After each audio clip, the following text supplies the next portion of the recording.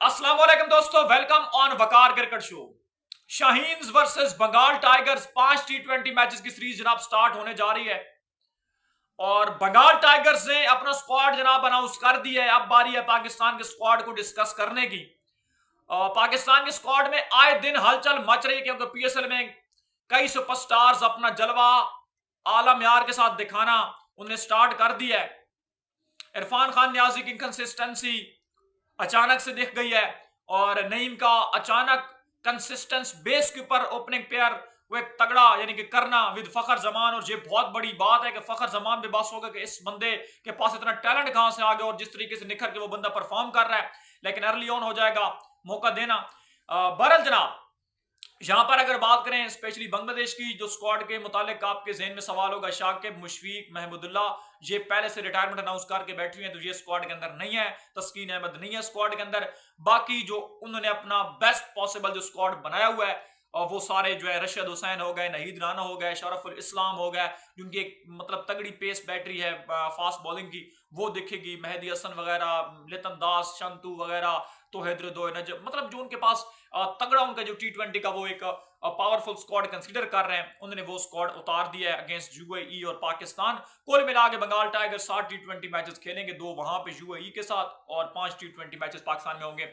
अब बात करते हैं पाकिस्तान के स्क्वाड की। पाकिस्तान के स्क्वाड में एक बड़ी हलचल मच रही है कि जनाब यंगस्टर्स को उतार दें। पहले उनके जहन में यह था कि जनाब पीएसएल की बेस के ऊपर हम प्लेयर्स को नहीं उतारते हैं। पहले भी ऐसा हो चुका है कि हम प्लेयर्स को अर्ली ऑन मौका दे देते हैं लेकिन फिर प्लेयर परफॉर्म नहीं करते हैं। अब यहां पे अगर देखते हैं साहबजादा फरहान की एज का भी फैक्टर आ रहा है कि भाई इसको अब फिर कब मौके दे, वो कम बैक इसको करवाना है तो अभी करवाना है। साहबजादा फरहान आपके स्क्वाड में आ रहे हैं, फखर जमान आपके स्क्वाड में आ रहे हैं, नसीम शाह आपके स्क्वाड के अंदर होंगे, शहीन शाह होंगे, हारिस रऊफ आपके स्क्वाड के अंदर होंगे, सुफियान मुकीम होंगे, अबरार अहमद होंगे, खुश दिल शाह आपके स्क्वाड के अंदर होंगे। इसके अलावा यानी कि मोहम्मद हारिस जो है वो आपके स्क्वाड के अंदर होंगे। तो ये आपका एक बना बनाया कॉम्बिनेशन लग रहा है।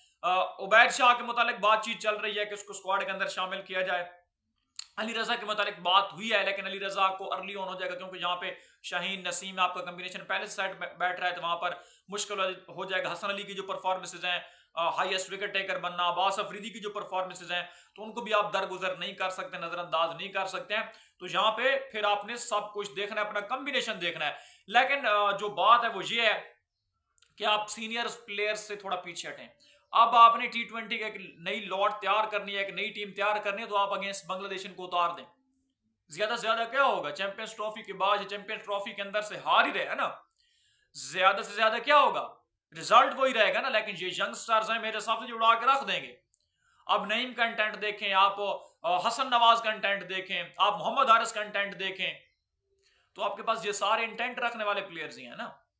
लेकिन कुछ प्लेयर्स के मुतालिक अर्ली ऑन हो जाएगा बहुत जल्द, लेकिन अगर आप इनको यहां पर कम से कम परख लें, देख लें कि ये आपके स्क्वाड के अंदर है। बाकी हर बंदे के जहन में सवाल होगा बाबर आजम और मोहम्मद रिजवान के मुतालिक।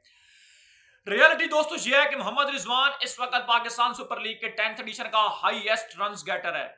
मामूली बात नहीं है।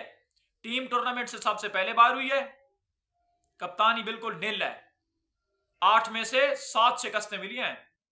लेकिन रिजवान हाईएस्ट रन्स गेटर है, लेकिन जो स्ट्राइक रेट है वो 110 की है, बहुत यानी कि बुरी स्ट्राइक रेट है। इस स्ट्राइक रेट के साथ रन्स बनाना, टीम को मैचेस न जिताना, तो ये एक यानी कि बहुत बड़ा जुर्म बन जाता है टीम के लिए।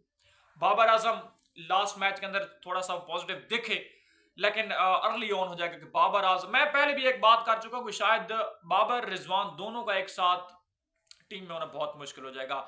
अब मेरे हिसाब से तो इन दोनों की जगह शायद सलमान अली आगा, वरना बाबर आजम रीड खेलिए, लेकिन अब शायद ओडीआई फॉर्मेट तक महदूद करना, न्यू टीम निकालो। कोहली भी तो छोड़ गया, शर्मा भी छोड़ गया है ना, तो अब आप कुछ न्यू सिस्टम की तरफ आए। आगा शायद इस वजह से भी उनको प्रेफरेंस दी जा सकती है कि वो थोड़ा बॉल भी करते हैं और न्यू माइंडसेट भी उन्होंने अपनाया हुआ है आजकल, तो आगा आपके एक तगड़ी यानी कि अप्रोच हो सकते हैं। इसके अलावा जिस तरह मैंने अबरार की बात की, सुफियान की बात की, या शादाब, आप देखेंगे कि शादाब यानी कि, लेकिन फिटनेस का भी उनका इशू जो मुसलसल चल रहा है 2-3 साल से, वो एक बार फिर बन गया इंजरी का इशू शादाब का। अब वो किस तरीके से रिकवर करते हैं, आगे फिर सेटअप किस तरह बनता है, क्योंकि 18 मई को खत्म होगा मैच पीएसएल का फाइनल, और फिर 25 मई को स्टार्ट हो जाएगी पाकिस्तान और बांग्लादेश की जो T20 सीरीज है फैसलाबाद के अंदर। तो ये जनाब जो कॉम्बिनेशन इसमें बहुत ज्यादा आपको यहाँ पर दिख रहा है। इसके अलावा आसिफ अली के मुतालिक जो बातचीत हुई है, लेकिन आसिफ अली भी उस म्यार से सेट नहीं बैठ रहे हैं। इरफान खान, नियाजी, खुशदिल, शाह की इस फॉर्म की होती है तो मेरे हिसाब से किसी पावर हिटर की तरफ आप देख नहीं सकते, फिनिशर के ये वो रोल मतलब आप देखना चाहते हैं उस तरह मुश्किल पॉसिबल नहीं होगा।